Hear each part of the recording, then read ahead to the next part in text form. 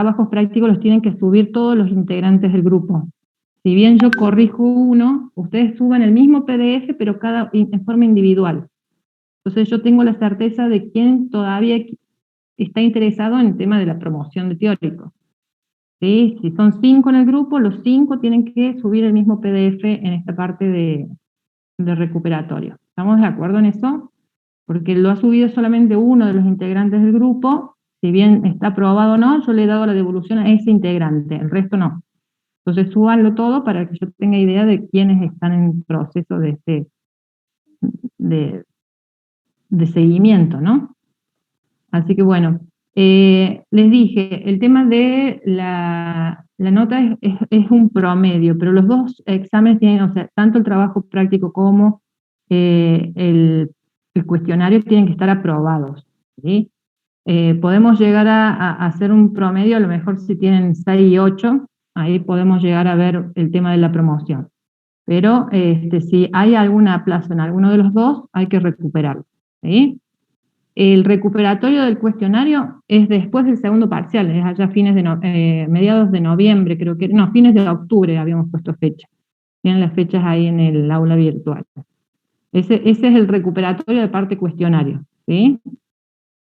Así que bueno, eso les quería decir. Acuérdense, hay gente que todavía no ha subido los videos. Si bien lo han mandado en la parte vieja, hay un espacio exclusivo para los videos. Tienen que mandarme el link de acceso en esa parte. Todos los que estén interesados en promocionar la parte teórica, ¿sí? Tienen que subir el link del video en la parte de dice oral, ¿sí? ¿Quieren que les muestre en el aula o no hace falta? Ya lo vieron en el espacio. Hay muchos que han subido ya en el espacio, o sea que está reconocible el lugar. Así que bueno, no sé si tienen otra pregunta.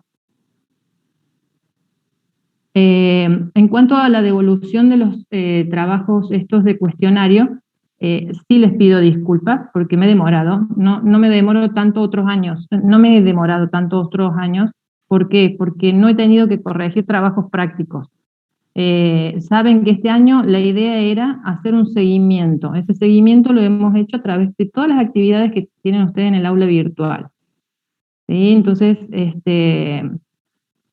es por eso que estamos tratando de organizarnos los profes que nos metimos en este camino, digamos, de seguimiento de nuestros alumnos, donde queremos ver cómo van trabajando a medida que pasa el tiempo, a medida que pasan los temas. Entonces, todo ese seguimiento lleva mucho trabajo extra. No es que no he corregido los cuestionarios porque no he estado haciendo otra cosa. He estado corrigiendo trabajos prácticos, he estado viendo algunos orales, he estado viendo algunas revisiones, estamos armando las rúbricas para que ustedes tengan devolución del proceso que están haciendo. Entonces, todo eso lleva mucho trabajo extra. Y bueno, en esta materia, como que estoy sola, ¿no? En esta parte. Dice, a ver qué me preguntan ahí, yo lo subí, pero no sé si se puede acceder al link. Con respecto al acceso al link, eso no se preocupen, ¿sí? ¿Por qué? Porque cuando yo esté justo en el video de ustedes, yo no tengo acceso, les voy a pedir, se les voy a solicitar de nuevo, ¿sí? Así que eso no se preocupen. En el momento que yo corrija su oral, su versión del video, yo les voy a avisar si no puedo acceder. No es que porque no lo pueda ver, los aplazo. Eso quédense tranquilos porque yo me voy a comunicar de alguna forma con ustedes, ¿sí? Así que bueno, de todas formas, la semana que viene yo voy a esperar hasta el 3 para empezar con esa corrección. Así que bueno, la idea es el martes habilitarle el cuestionario, así ustedes ven aunque está la nota, pondremos una fecha de consulta de esos cuestionarios para aquellos que necesiten ver en qué se han confundido, y ya ahí yo me pongo de lleno en la corrección de los videos, así hacemos el cierre de la nota final, ¿sí? Esa nota final es la que voy a subir a autogestión. Es la única nota que van a ver ustedes. ¿Sí? ¿Se entendió o no? ¿Cómo les fue el viernes? ¿Cómo estuvo el trabajo práctico? Chan. Se jugaron todos. ¿Decís, profe, el parcial? Sí, el parcialito. ¿Cómo les fue? Estuvo áspero. ¿Cómo Estuvo difícil. áspero? ¿Cómo áspero? Nos Nervioso dio, y la embarré. Ah, nos dio una función media difícil, por lo menos a ¿Así? mí me costó. Bueno, Sí, pero era tenían que mandar difícil. desarrollo o no. Sí. Sí, por ahí se nos complicó un poco con la segunda derivada, sacar las raíces de la segunda derivada, de la primera. A mí eso me costó, pero dentro de todo Mm, bien. bueno. Bueno, sí, el yo, profe va a revisar, me parece, también el tema de proceso y de todas yo lo formas había hay hecho. un... Yo ¿Qué había hecho cosa? justamente, el ejercicio que tocó justamente ayer, yo lo había hecho, Ajá. lo había desarrollado, me había salido. Y no descansé nada, y cuando me tomó eso, no, me nublé, no pude hacer la derivada, la 6 y la 7 no pude hacer las derivadas y Mm, tuve que hacer el gráfico, porque lo único que me acordaba bien era el gráfico, cómo se hacía. Así que claro. estuve muy decaído. Sí, el tema es que tiene que haber como coincidencia, digamos, entre lo que ustedes producen, el cálculo que ustedes producen y el resultado gráfico, ¿no? No sé, si ustedes determinan en una fórmula, qué sé yo, una ecuación cuadrática, un coeficiente principal negativo y el resultado de su gráfica tiene las ramas hacia arriba, es como que hay incoherencia, ¿no? Entonces, en eso nosotros es como que estamos alerta cuando vemos el desarrollo de un parcial, ¿no? En ver las coherencias entre datos y gráficos. Así que bueno, pero de todas formas, bueno, todo este proceso también es, dice profe, una pregunta, si tengo regular el práctico, ¿en el final me tomarían únicamente la parte práctica o también la teórica? Sí, no hay promoción de teórico solo, Martina. Respecto a tu pregunta, es como que si ustedes no promocionan el práctico, no van a tener la opción de la promoción teórica, ¿sí? Eh, que no me preocupa en qué sentido. Todo este esfuerzo, vuelvo a insistir, todo este esfuerzo que ustedes están usando o proporcionando, ¿sí?, a la materia, haciendo los trabajos prácticos, analizando las funciones, ¿sí?, es todo lo que se pregunta en los exámenes finales. Aunque ustedes no lo crean, los estoy preparando para un coloquio final. ¿Por qué? Porque si ustedes no promocionan la materia, ¿sí?, tienen que ir a un examen final. Entonces, esto si bien vamos a intentar por todos los medios que ustedes promocionen, de acuerdo a todo el procedimiento, todo lo que han hecho a lo largo de esta etapa, ¿sí?, acuérdense que la promoción del teórico depende de la promoción del práctico, y eso no lo podemos cambiar, ¿sí? Entonces, no logran la promoción del práctico, ¿sí? Ustedes tienen revisada toda la parte teórica. Entonces, los que han optado por esta promoción de teórico lo tienen trabajado, lo tienen promocionado supuestamente, ¿no? Entonces, cuando vayan a rendir, no tendrían que tener mayores inconvenientes. Esta es la, no sé, fortaleza que uno les da para que vayan a rendir ese examen final, ¿no? Así que bueno, es el tema, es esto de la opción de hacerlo o no hacerlo. Siempre voy por este camino, o sea, siempre recomiendo a mis alumnos este camino. Juéguense la promoción teórica, total, si no llegan a la promoción, todo este tiempo invertido es lo que ustedes tendrían que estudiar para ir a rendir ese final. ¿Se entiende o no? Sí, respecto a la pregunta tuya, Martín. Sí, lamentablemente no se puede promocionar por separado, ¿sí? Es como que sí o sí depende, por eso la regularidad es como muy importante. A la hora de tener que poner una balanza, no me dan los tiempos, tengo que estudiar algo sí o sí, tienen que estudiar sí o sí el práctico. ¿Sí? O estos mecanismos de resolución, tienen que aprobar para poder regularizar. Ujú. Después lo teórico es extra, ¿no?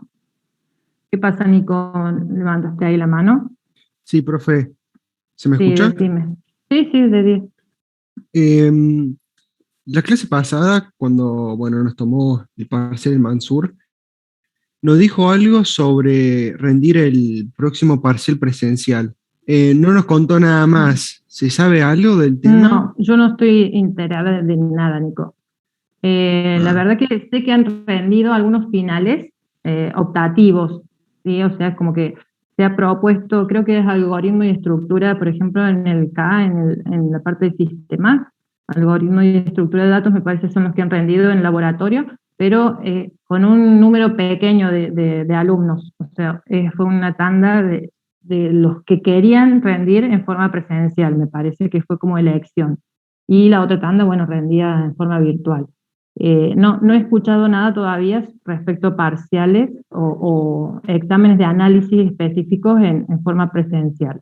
Todavía ya voy a preguntar. Tenemos un grupo de análisis para ver qué onda. Cuando sepa algo les cuento. Dale, Nico.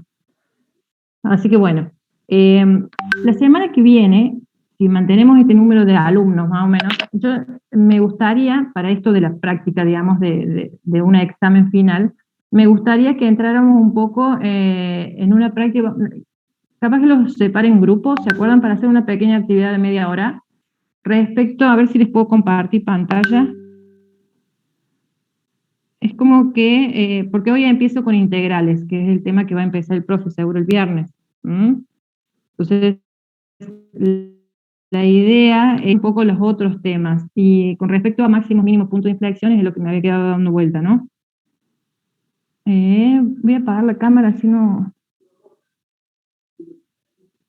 Dame un segundo. Así se ve mejor la pantalla.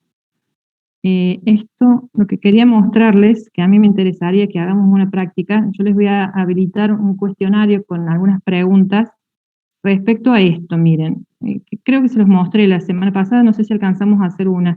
Esto es análisis de funciones. ¿Se acuerdan que habíamos visto? Ahí se les actualiza la pantalla. Sí, esto es la representación de 3 funciones, ¿sí? La función verde, no sé si alcanzan a distinguir los colores, es la función original, ¿sí? Que es esta función f. Esta. ¿Sí? Déjenme poner lápiz. Bien, esta función que arranca acá, ¿sí? Es esa función verde, es la función original. La función roja, que parte desde acá arriba, ya esa función es la función derivada, ¿no? Y la recta que tienen allí es la función derivada segunda. ¿Ven allí las 3 funciones? ¿Qué quiero hacer la semana que viene en media hora? O sea, usar de mi hora, para que no lo tengan que hacer extraescolar, digamos, fuera de horario de clase. Vamos a tomar 30 minutos de la hora, ¿sí? Nos vamos a dividir rápido en grupos. Si quieren trabajar en los mismos grupos de trabajo de la otra actividad, mejor, y si no, bueno, si no hay integrantes, los mezclo, no habría problema. Lo que sí necesito es que tengan activos micrófonos, ¿sí? Para esa fecha, para la semana que viene. Si pueden prender cámaras, mejor. ¿Por qué? Porque voy a intentar de entrar a algunos grupos para ir orientándolos y haciéndoles preguntas, ¿sí? Todo eso, ese intercambio, es después lo que se pregunta en un examen final. Por eso es importante que hagan la actividad y que la hagamos en las condiciones, ¿no? O sea, viéndonos las caras, preguntándonos, dialogando, expresándonos en la forma correcta, ¿sí? Entonces vamos a aprovechar esa actividad. ¿Qué quiero que hagamos?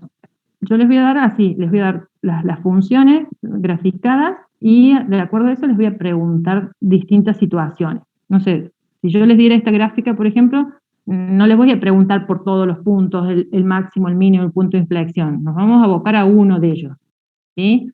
Por ejemplo, si elegíamos el punto de inflexión, ¿sí? Yo elijo el punto de inflexión y les pregunto que asocien las características de las funciones, pero geométricamente, ¿sí? Respecto a las condiciones necesarias, suficientes del punto de inflexión.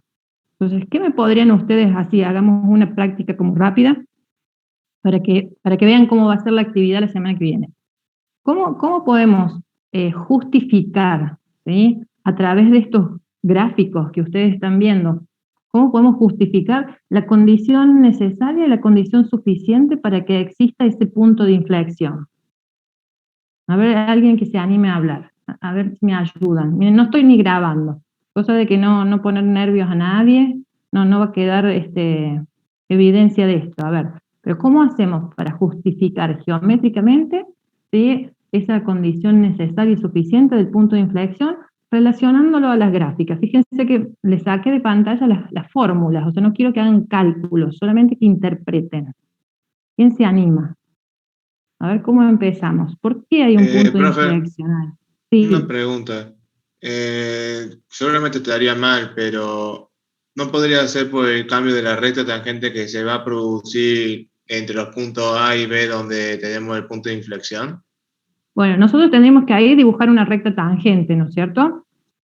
Sin necesidad de dibujarla. Sí, no sería malo eso, ¿eh? O sea, es una buena forma de analizarlo. Si yo trazamos rectas tangentes, ¿sí? En previo, posterior, a lo mejor podemos analizar algo. Pero ojo, porque ahí las rectas tangentes, en realidad siempre las rectas tangentes las trabajamos sobre, digamos, la función original, ¿sí? Y en este punto, la derivada primera que está relacionada a la pendiente esa de la recta tangente, no está directamente relacionada al punto de inflexión, ¿no? Entonces ahí se puede llegar a armar un lío. Entonces, sí estaría bueno hacer esa interpretación de rectas tangentes, quizás en un máximo, un mínimo, sí, sí lo podríamos ver más claro.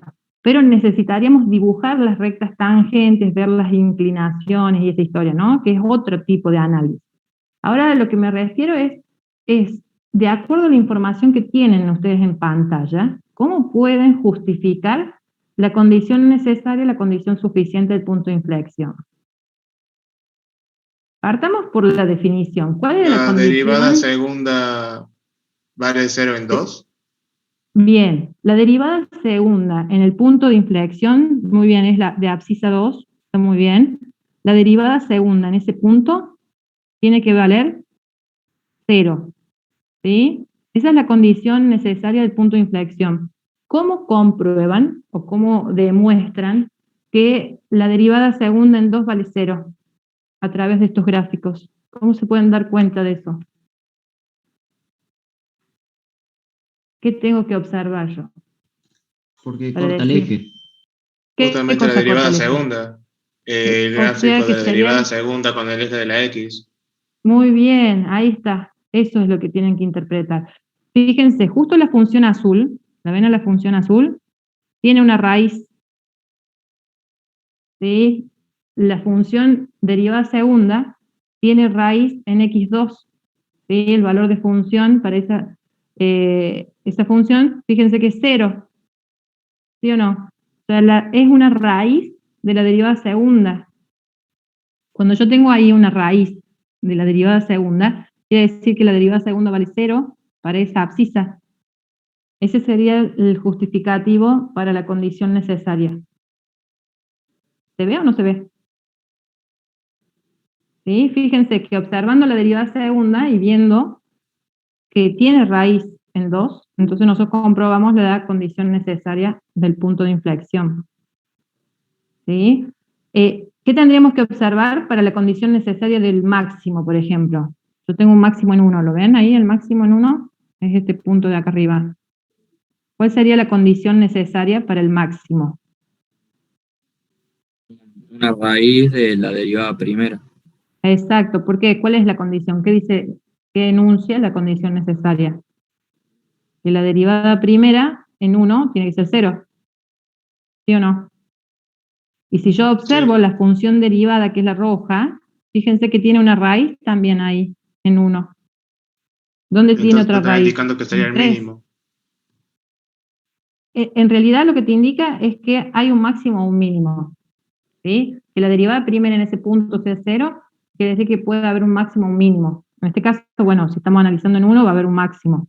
Para justificar por qué es máximo, no podemos usar solamente la derivada primera en ese punto. Tenemos que hacer otro análisis, que son las condiciones suficientes. ¿Se entiende? Entonces, ahí hay que jugar con otra cosa. Entonces, por un lado, condición necesaria. Condición necesaria para que haya máximo es que la derivada primera valga 0. ¿Dónde lo observo? En la función roja cuando corta, o sea, la función roja tiene raíces, tiene cortes con el eje X, en 1 y en 3. Entonces, en 1 y en 3 tengo máximo y mínimo. ¿Lo ven? ¿Sí? Entonces, esa es la condición necesaria. ¿Cómo confirmamos que hay máximo y mínimo? A través de las condiciones suficientes, ¿se acuerdan? ¿Cuántas condiciones suficientes vimos para cada caso? ¿Cuántas condiciones suficientes? Que podrían ser 2. Hay dos condiciones suficientes. ¿Se acuerdan cómo las habíamos llamado? Relativo y absoluto. No, nada que ver.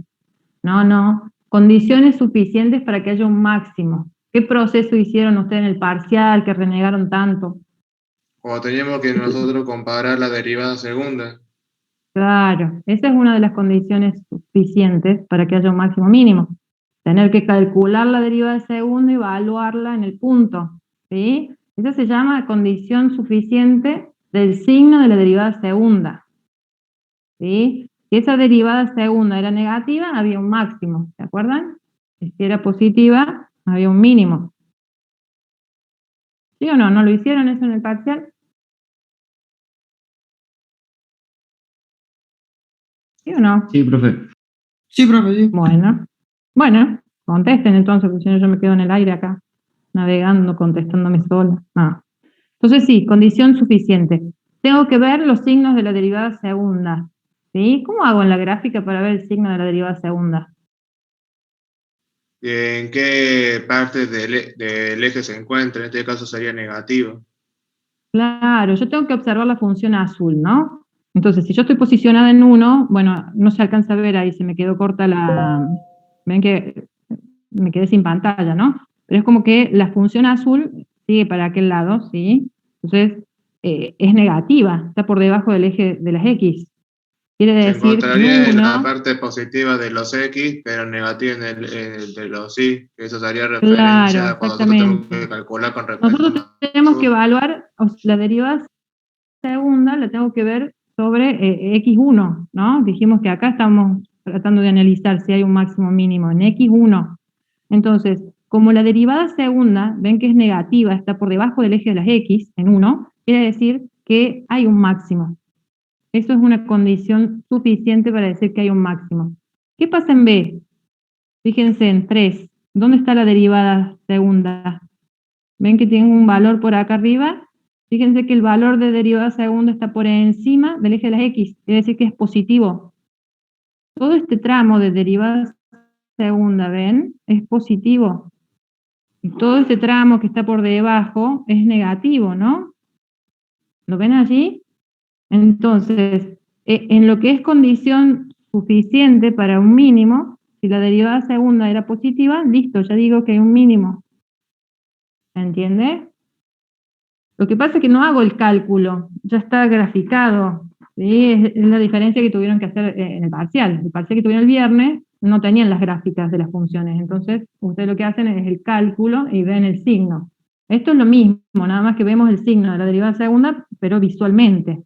Como la tengo representada gráficamente, veo, está por encima del eje de las X, la función derivada segunda es positiva, si está por debajo es negativa. Con eso es suficiente para analizar las situaciones. ¿Mm? Entonces, ¿era la única condición suficiente, digamos, esto del signo de la derivada segunda, o podían jugar con otra cosa ustedes? Había otra condición suficiente, ¿se acuerdan? Que está relacionada a lo que dijo el compañero antes, el tema de las pendientes, las rectas tangentes. ¿Cómo se llamaba esa condición suficiente? ¿Del signo de qué? Y el signo Del de cómo signo de se la vaya derivada acercando al primera. punto. El signo de la derivada primera, ahí Sergio me lo puso en el chat, ¿sí? Muy bien, Sergio. Es el signo de la derivada primera. Y acá voy a borrar un poco para que se distinga la función roja, pero fíjense, si yo voy a hablar respecto al signo de la derivada primera, ¿no?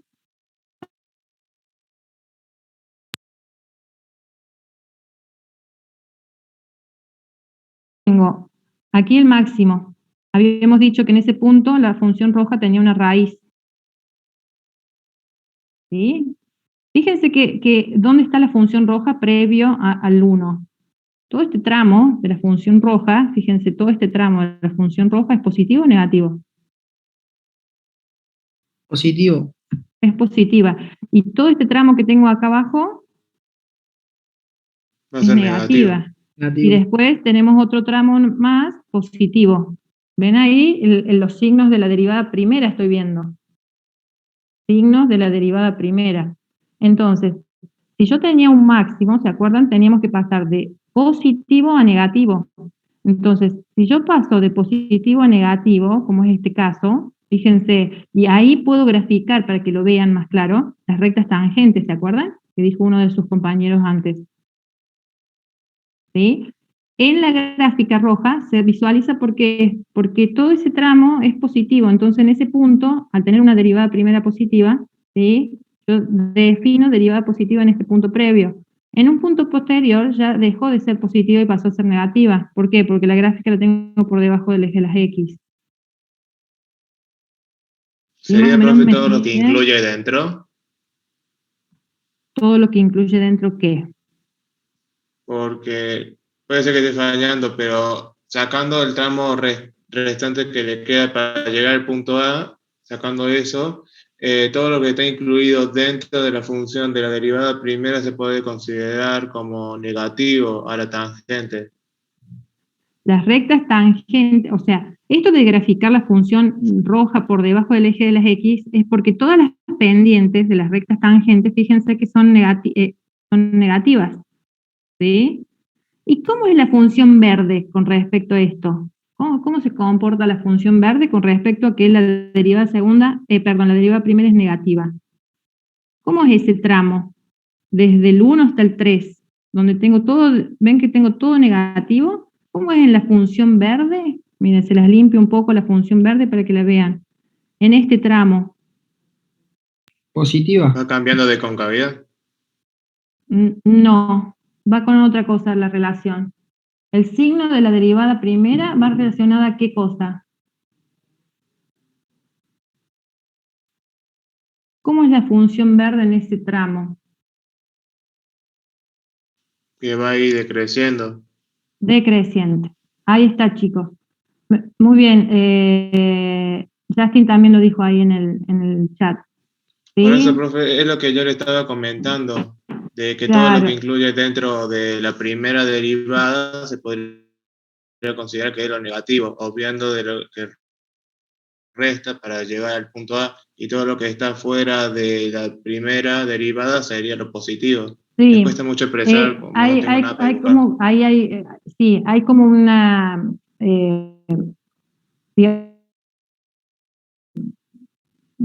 o sea, no entiendo la idea por esto de la expresión, ¿no? Yo te lo expreso para que lo veas a ver si se entiende. Nosotros tenemos un máximo en el punto A, ¿sí? La derivada primera en ese punto vale 0. ¿Estamos de acuerdo en eso? Yo observo la gráfica roja en el punto A, ¿sí? Sería en X1. Fíjense, la gráfica roja tiene acá un punto que es raíz.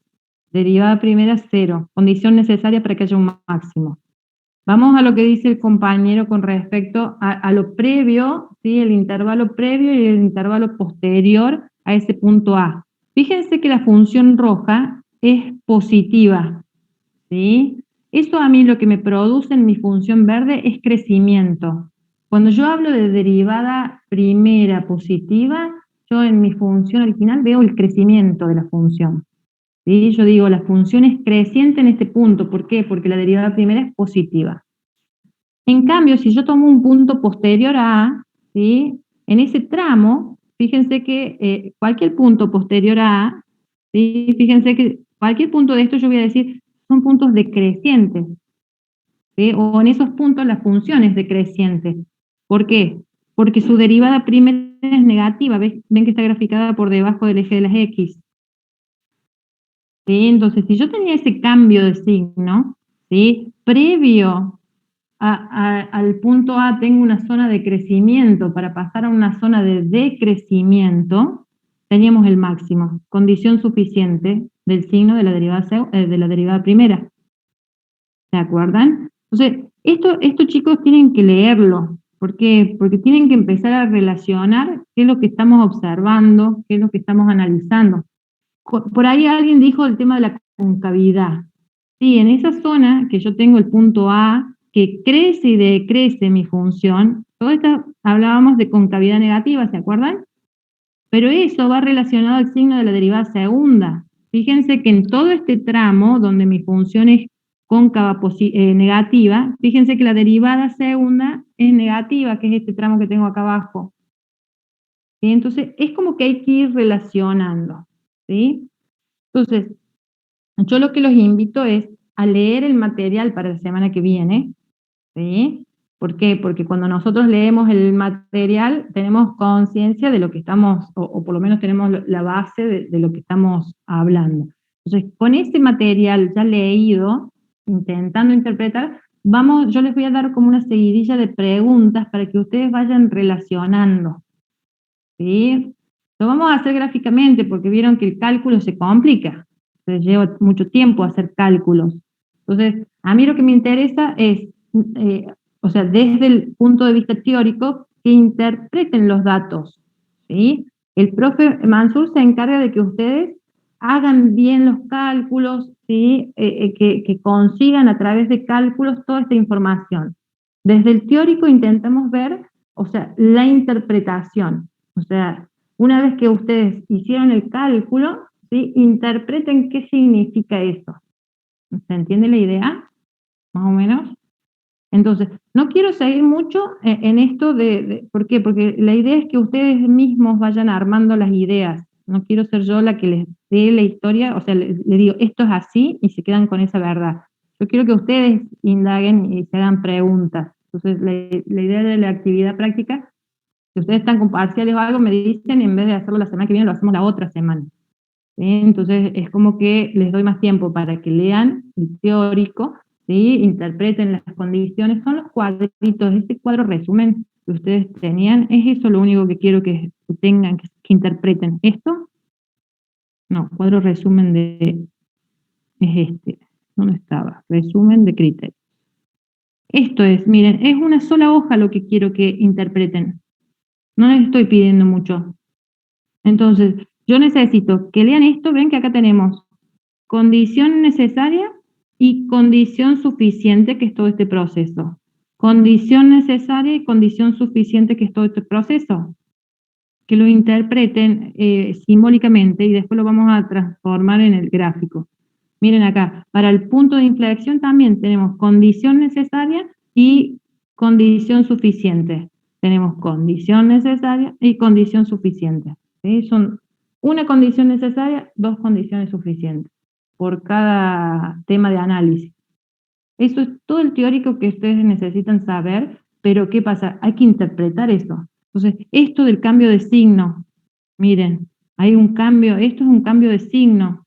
Entonces, interpretar esa simbología en el gráfico. ¿Cómo lo veo yo reflejado a eso en un gráfico? A través de una gráfica. ¿Se entiende? Entonces, la idea es hacer esta práctica, que díganme ustedes, si quieren lo hacemos en vez de la semana que viene, la otra semana, para que tengan tiempo de ponerse a leer, porque si este práctico lo hacen sin leer, no tiene ningún sentido. ¿Sí? Les doy 2 semanas. ¿Qué día es hoy?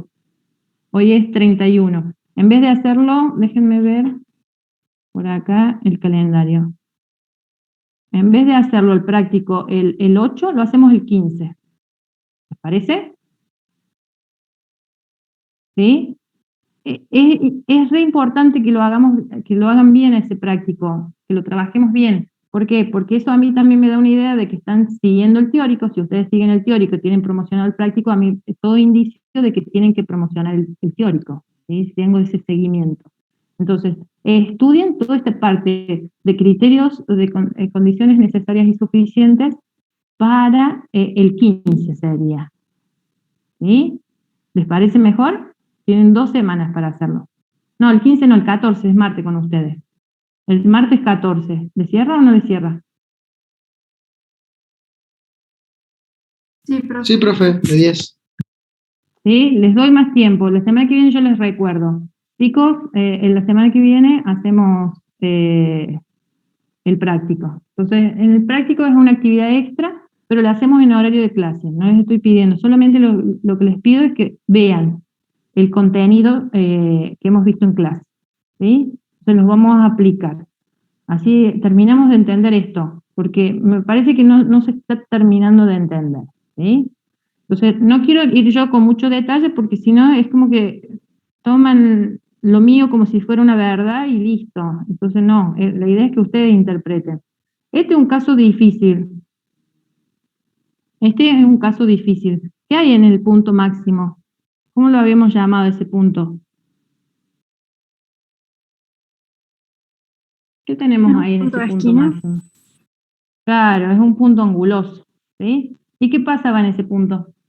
¿Qué pasa con la derivada en ese punto? La derivada valía 0. ¿La derivada vale 0 en ese punto? Recta tangente vale 90. ¿Cómo es la recta tangente en ese punto? Vertical, ¿no? Vertical, ¿sí? Y esto a mí me provocaba un ángulo de 90 grados, y si yo voy por el concepto de la tangente de 90 grados, ¿se acuerda que esto no, bajo un concepto de límite, eso me daría infinito? ¿Se acuerdan de eso o no? ¿Qué pasaba entonces en el punto ese máximo? En No cero? había, no No había, existe derivada. No existe derivada. Entonces, si no existe derivada, o la derivada se puede decir que es infinita, si quieren decirlo, pero para que exista la derivada tiene que ser un número finito, ¿no? Bueno, y más allá de ese número finito, tener la certeza de que las derivadas laterales son números finitos iguales, ¿no?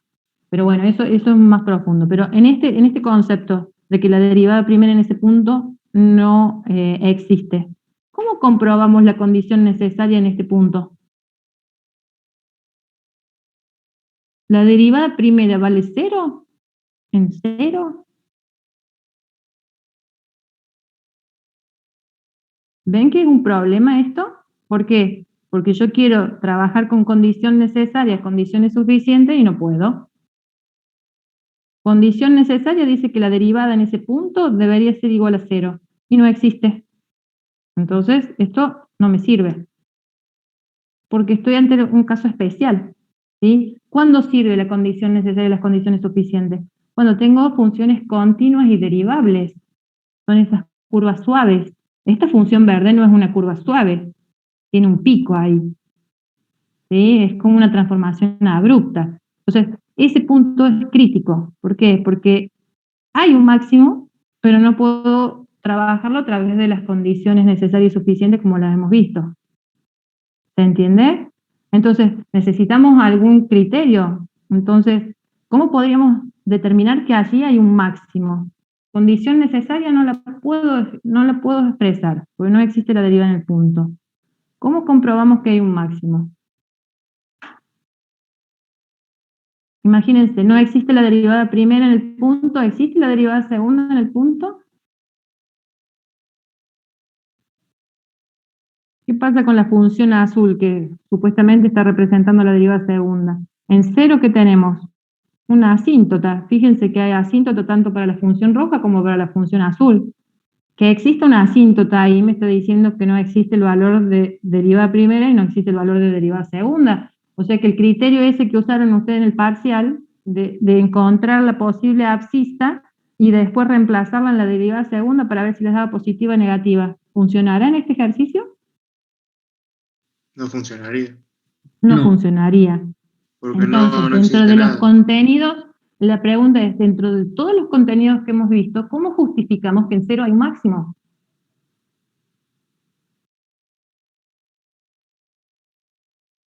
Y ¿Cómo por lo el tema, justificarían? por el cambio del entorno, puede ser que ¿Qué parte del entorno? O sea, ¿qué tendría que observar en o el sea, entorno para que la, determinar que hay un máximo?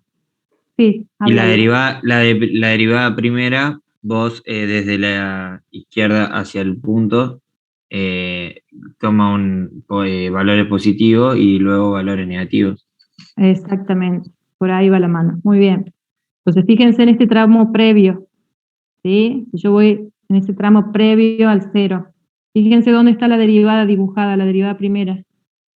Por encima del eje de las X, es positiva. En cambio, en el otro tramo, ¿qué pasó? La gráfica la tengo por debajo, o sea que tengo derivada primera negativa.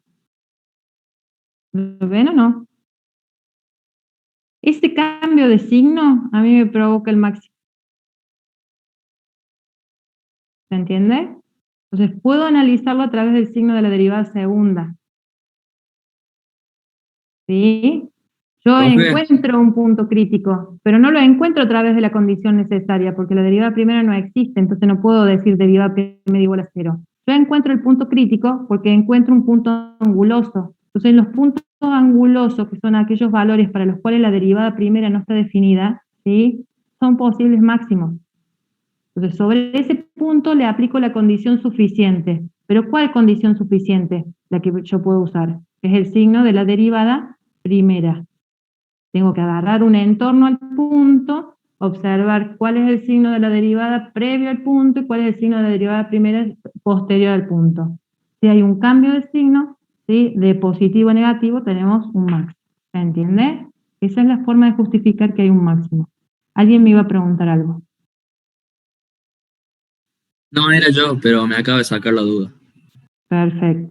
Entonces, con respecto al signo de la derivada segunda, fíjense, yo no tengo definida la función azul sobre el cero. Entonces no puedo ver si es positivo o negativo en ese punto, ¿sí?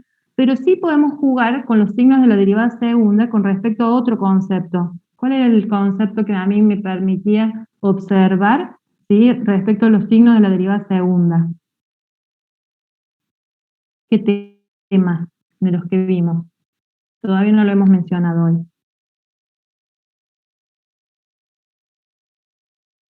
El tema de concavidad, ¿sí?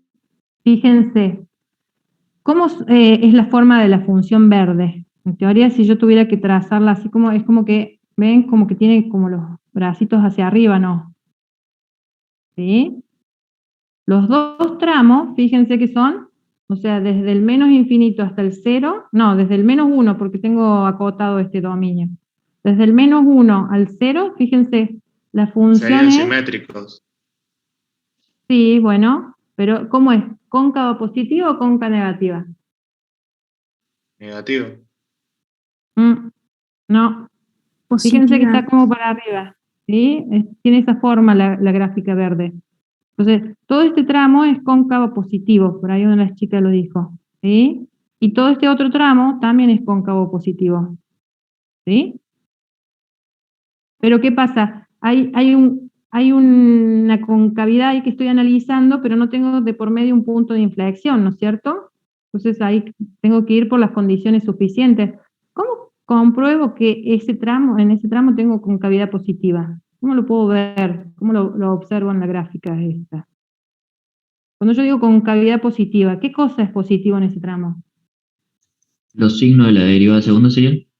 Claro, ven que la derivada segunda, esta que tengo por acá, en los dos lados tengo la función por encima del eje de las X. La derivada segunda es positiva en los dos tramos. Al ser positiva en los dos tramos, la concavidad de mi función verde, ¿sí?, es positiva. Tiene esa forma. ¿Se entiende? Más o menos. ¿Sí? Pero acá no tengo un punto de inflexión que me delimite estas zonas, ¿no? Acá el mismo máximo, fíjense, me está determinando dos tramos cóncavos positivos, podríamos decir. Entonces tengo que ir observando distintos elementos para poder llegar a ciertas conclusiones, ¿no? Entonces, la función, miren, borro todo lo último que les digo y pasamos al tema nuevo. Si yo tengo que ver el tema, la función verde, ¿la ven a la función verde? Ahí está limpia. ¿Sí? Si yo digo, ¿es una función creciente o decreciente? Determinen los tramos de crecimiento y de decrecimiento. ¿Cómo lo justifican? ¿O la recta tangente? No, porque no tengo dibujadas las rectas tangentes. ¿Qué tengo dibujado yo? Tengo dibujada la derivada primera y tengo derivada segunda. ¿Cómo justificamos las zonas o los tramos de crecimiento y de decrecimiento de la función verde de acuerdo a las derivada otras primera. gráficas? Exacto. ¿Qué tenemos que observar? ¿Sí? Nosotros habíamos determinado el máximo, ¿no es cierto? Ese es un punto que a mí me permite, vamos a poner el lápiz de nuevo, ese punto a mí me está delimitando, ¿se acuerdan? Yo tenía todo mi dominio, ¿sí? Y en el máximo teníamos que marcar el corte, digamos, del tramo. Entonces voy a ir desde menos 1 hasta qué punto? Hasta el 0, donde está el máximo. ¿Y el otro tramo cuál es? Del cero. Hasta el 1. ¿Sí? Si yo tengo que definir el dominio de esta función, ¿cuál es el dominio de esta función?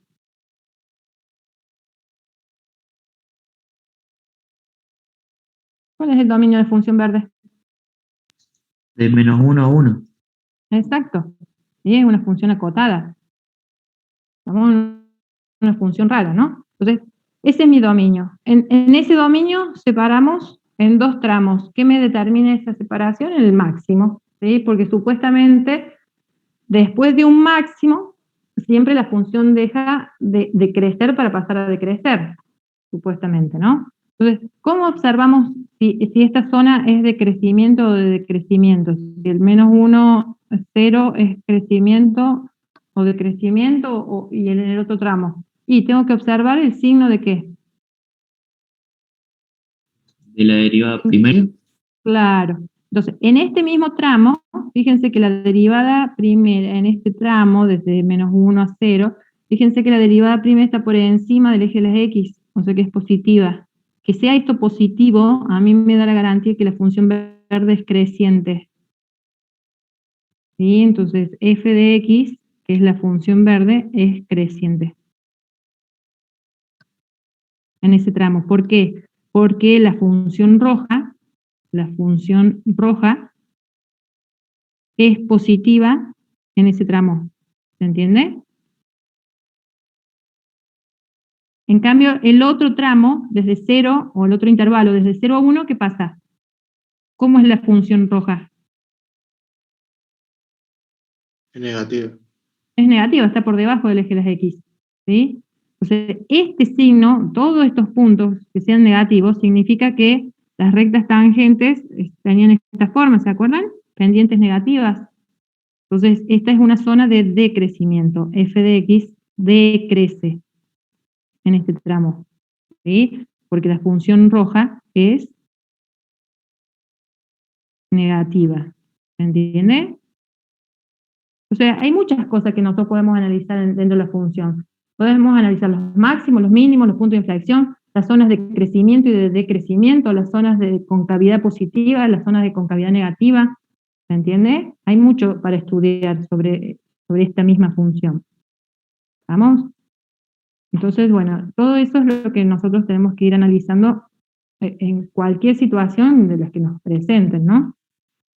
A veces lo hacemos en forma analítica, a través de cálculos, que es lo que hicieron el viernes pasado, y otra forma lo hacemos a través de análisis diferentes. Podría ser gráfica, podrían ser las mismas fórmulas, no sé, había las rectas tangentes, podríamos hacer muchas formas de análisis conceptuales, ¿no?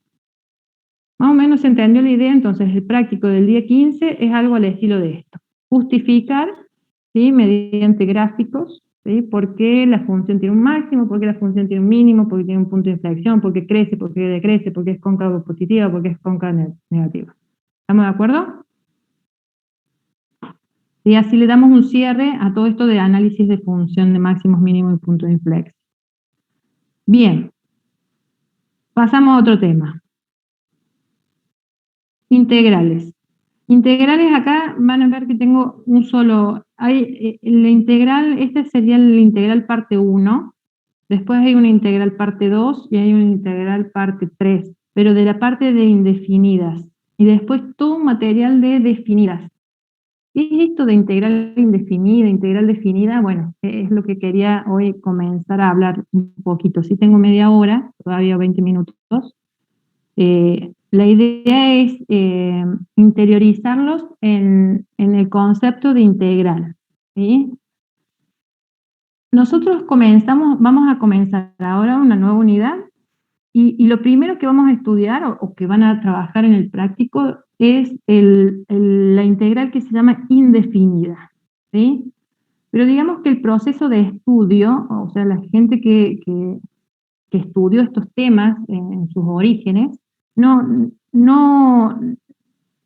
definió primero la integral indefinida, sino que lo que primero surgió es lo que se llama la integral definida. Pero nosotros en el proceso de estudio lo vamos a hacer al revés. O sea, lo que nosotros necesitaríamos es saber qué es la integral definida, ¿sí?, y a partir de eso, los cálculos. Entonces nosotros hacemos el proceso al revés.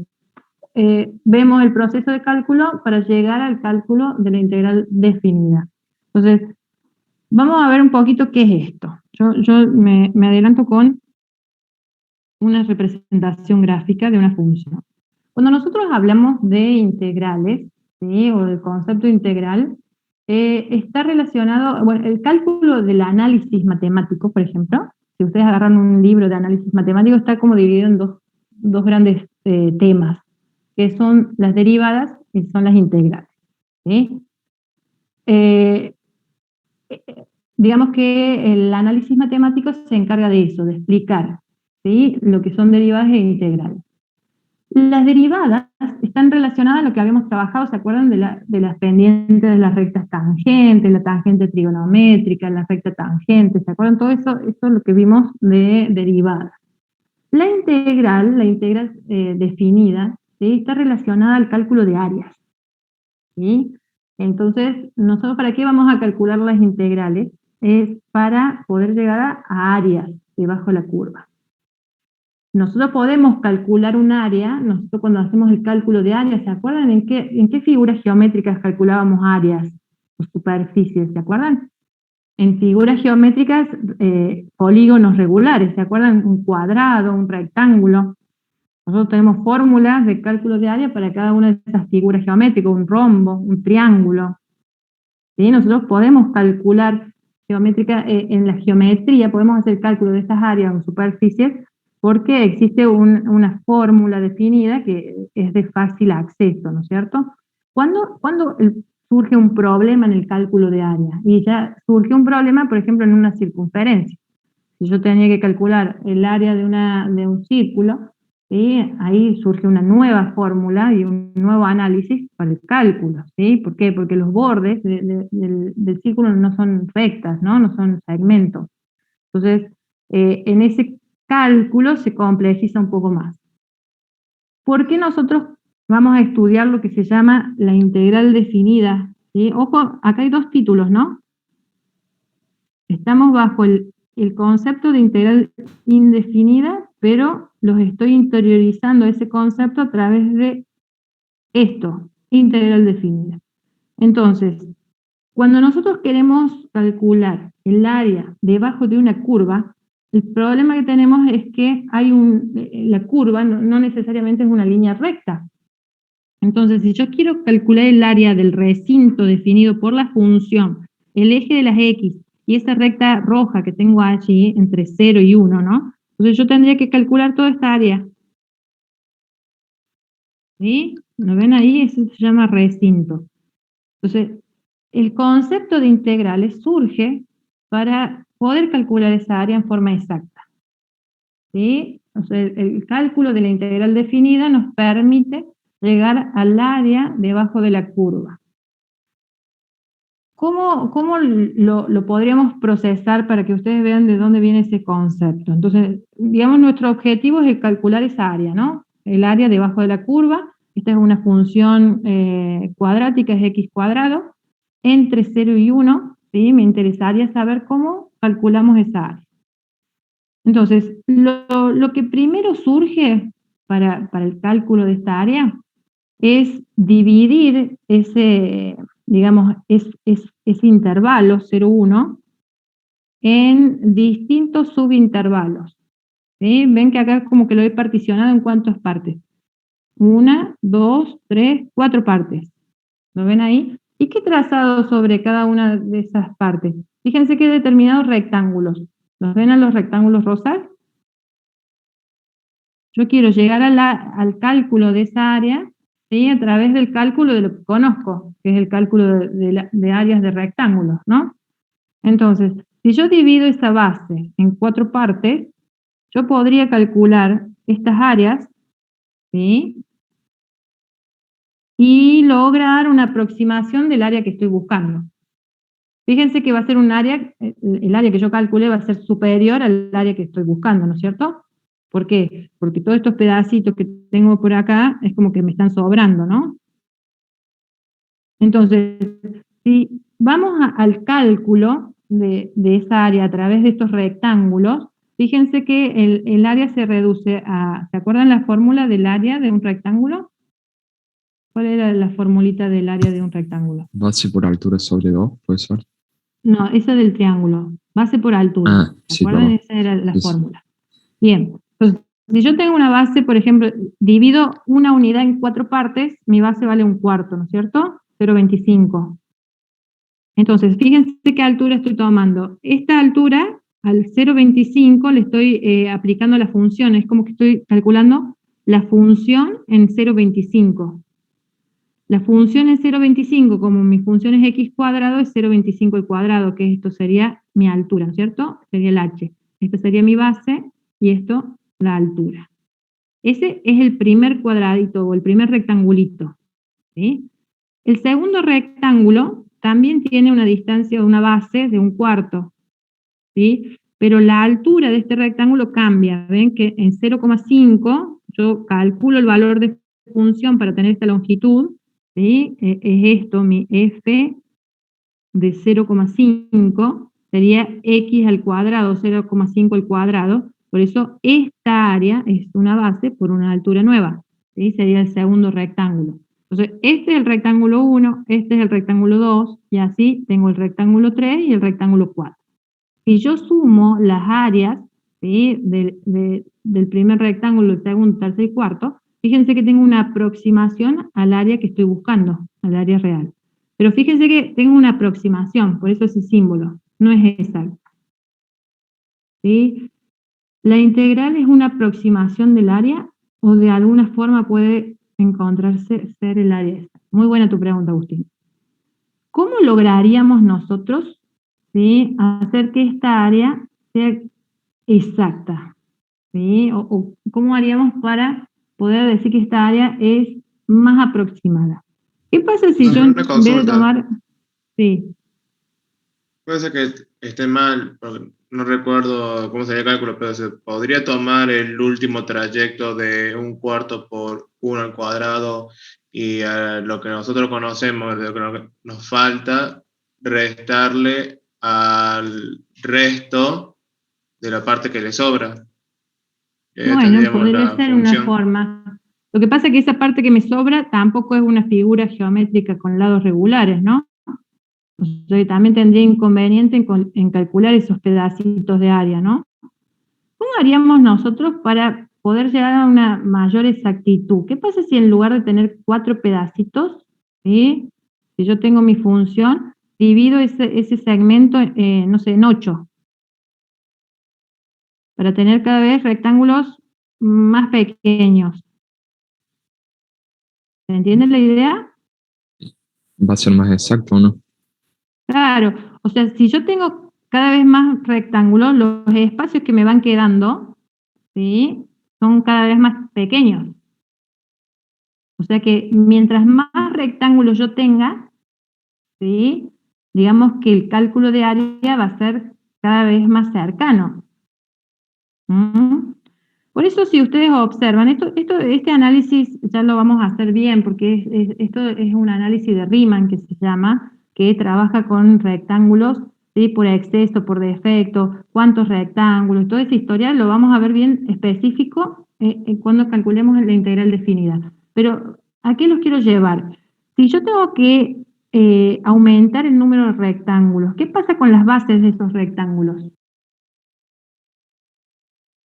Son cada vez más ¿qué? Más chicas. Más chicas. chicas. Pequeño. Más chicas. Y si yo digo que esa base del rectángulo tiende a 0, ¿qué va a pasar con la cantidad de rectángulos?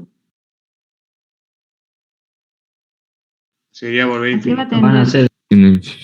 Van a tender infinito. Exacto. Entonces fíjense que acá hay un concepto de límite que estamos incorporando. Si yo esta sumatoria de las áreas de los rectángulos le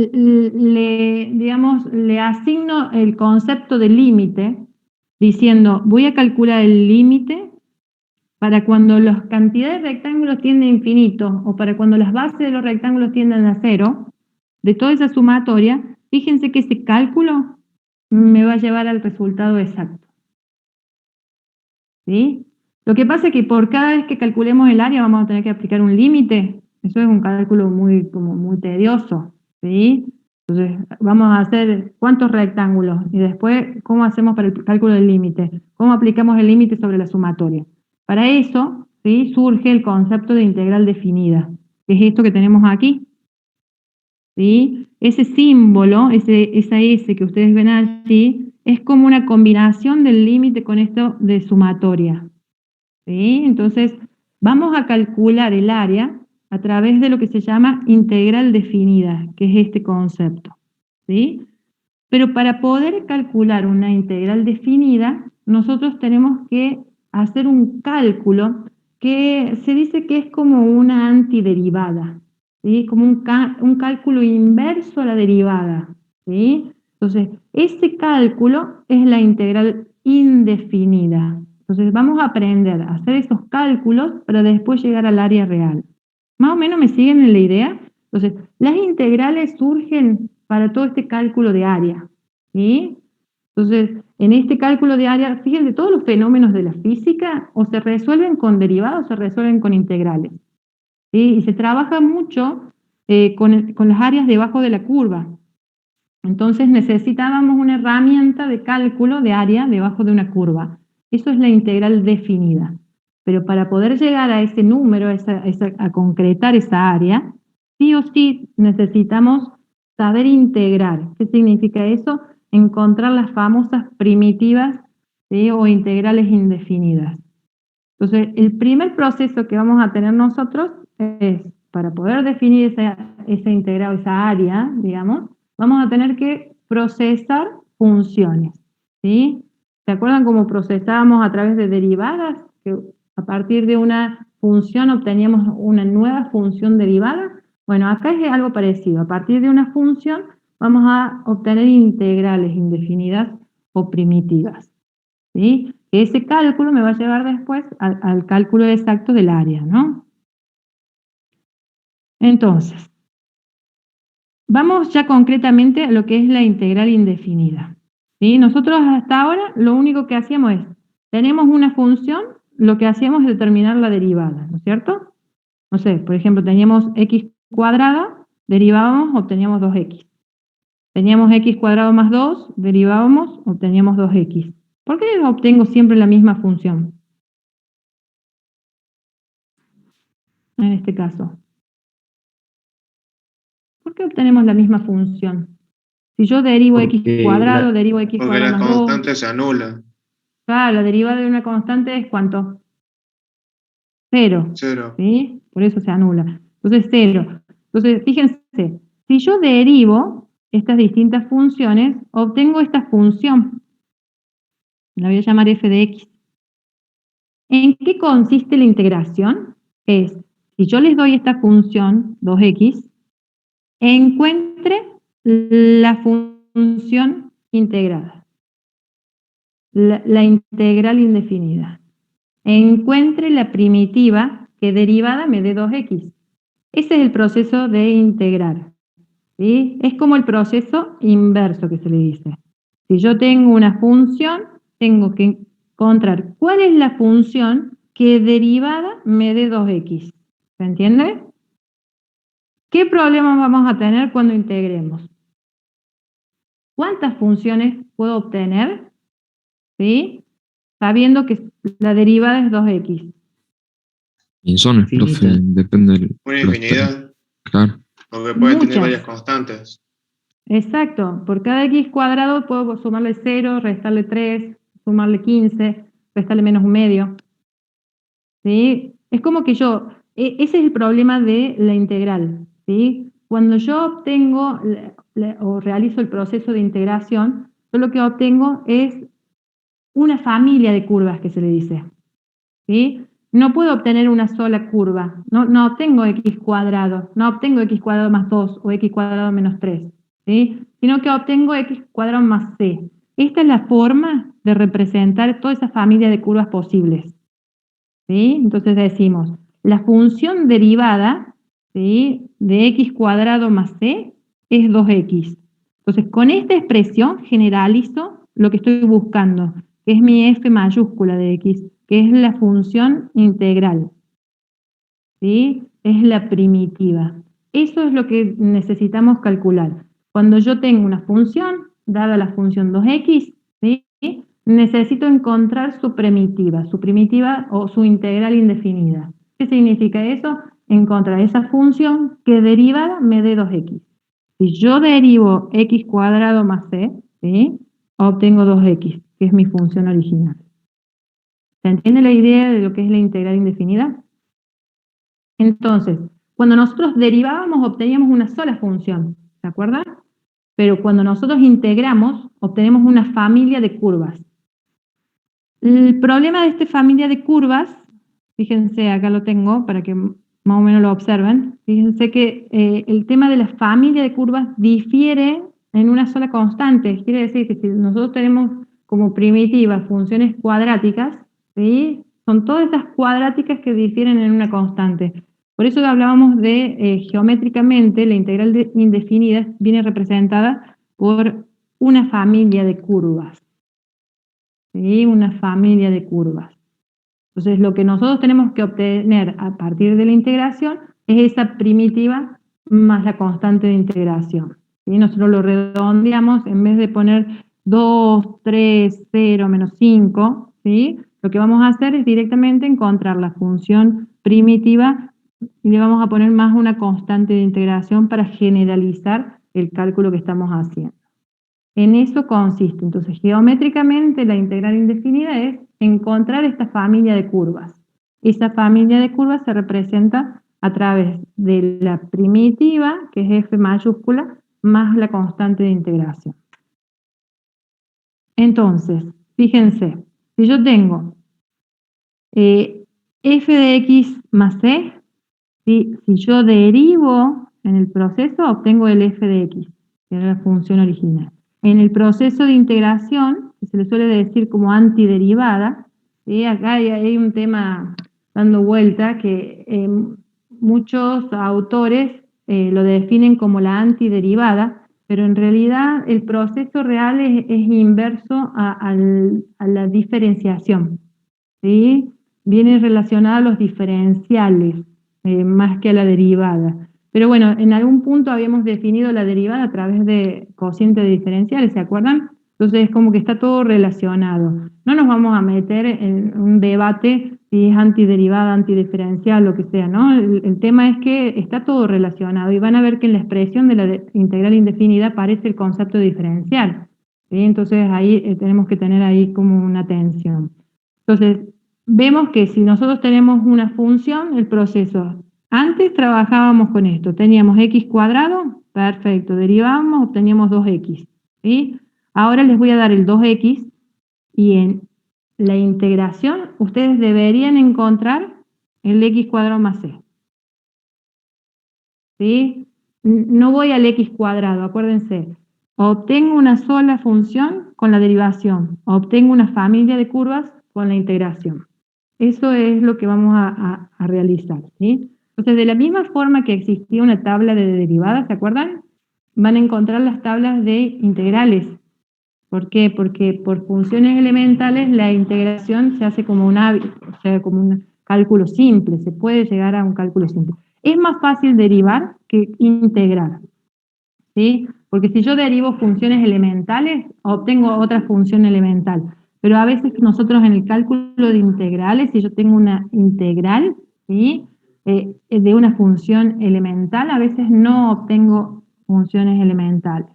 A veces es una combinación de cosas raras y a veces hasta no lo puedo calcular. Entonces tenemos que recurrir a otros métodos. Así que bueno, es todo un tema la integración.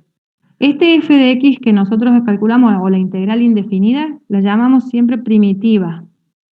¿Sí? Si yo derivo la primitiva, me da la función que estábamos integrando, ¿no?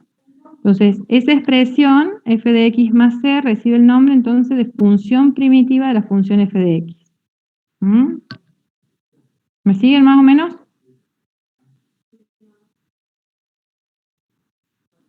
Sí, profe.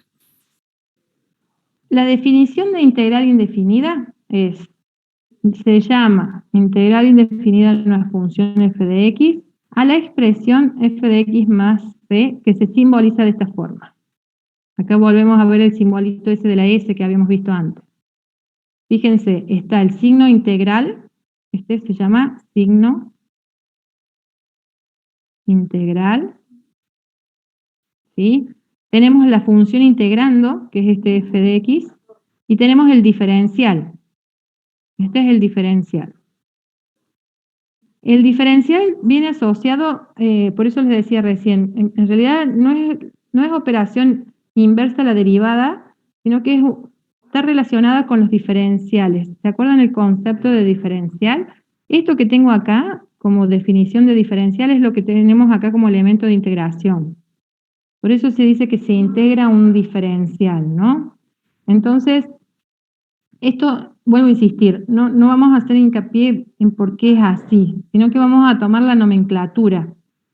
En realidad, este diferencial, cuando nosotros hacemos el cálculo, es como que no lo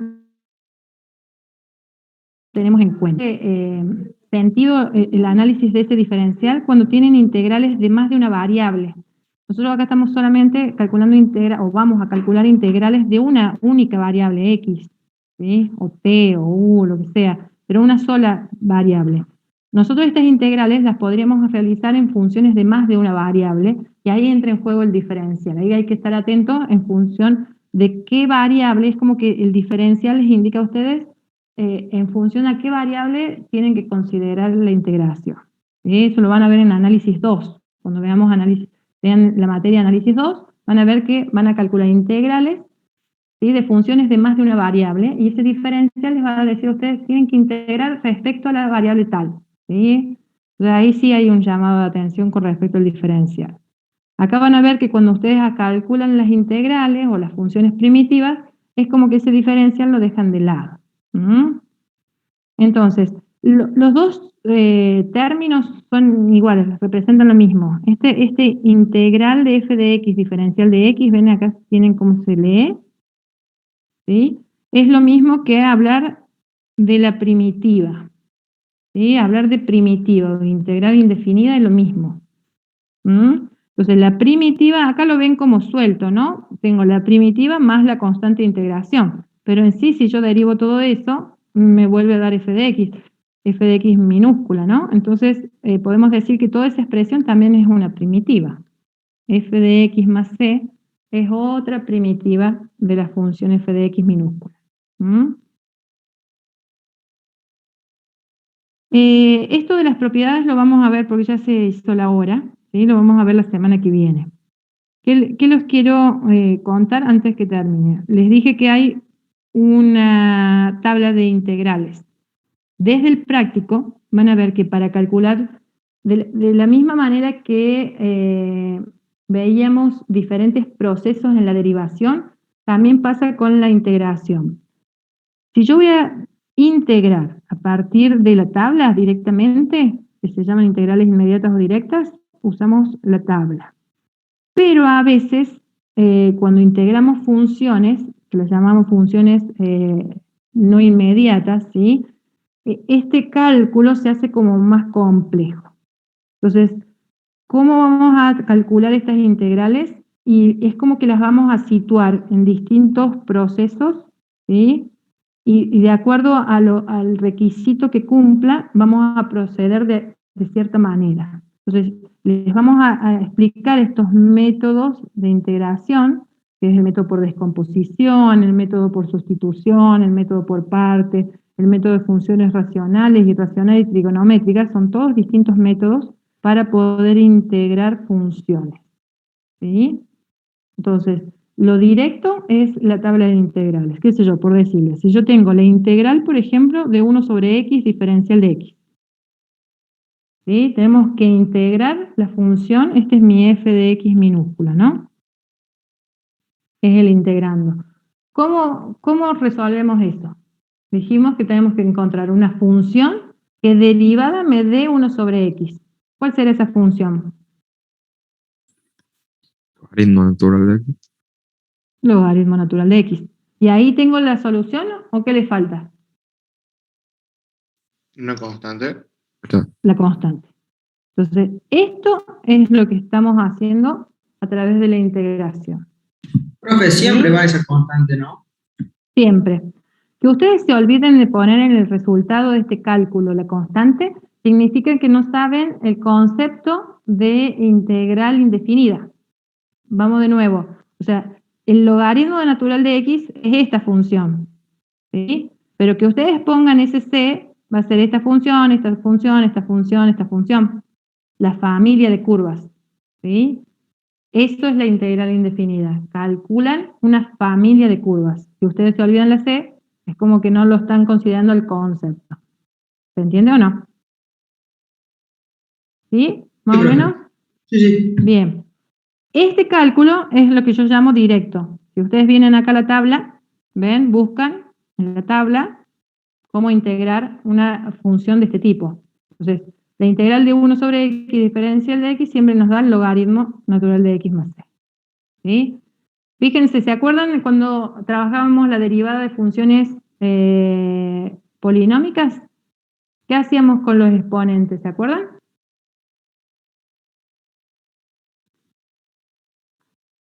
Restábamos, ¿se acuerdan o no? Ahora, para integrar, en vez de restar, vamos a sumarle 1 al exponente y vamos a dividir por ese exponente. ¿Ven? Ese es el proceso de cálculo para un polinomio. Es esta formulita que tienen acá. Y así vamos a ir encontrando distintas reglas prácticas. ¿Sí? Todas estas son directas las que estamos viendo, pero hay algunas que son como más complejas. La mayoría, digamos, son más complejas. O sea, no salen directo de la tabla. Lo bueno es que cuando ustedes procesan este tipo de integrales, ¿sí? No sale directo el resultado, pero hacen todo un proceso para después usar la tabla. Como que el paso final es el uso de la tabla. ¿Sí? Entonces, si, chicos, si no saben derivar, no van a saber integrar. ¿Sí? Así que repasen el tema de las derivadas para ser conscientes de lo que son las derivadas para después poder hacer estos procesos inversos. Bueno, gente, les quité 7 minutos de su tiempo. Los veo la semana que viene. La semana que viene seguimos con integrales. Vayan repasando entonces lo de máximos, mínimos, puntos de inflexión, intervalos de crecimiento y concavidad. ¿Sí? Así el 15 tenemos ese pequeño práctico. ¿Estamos?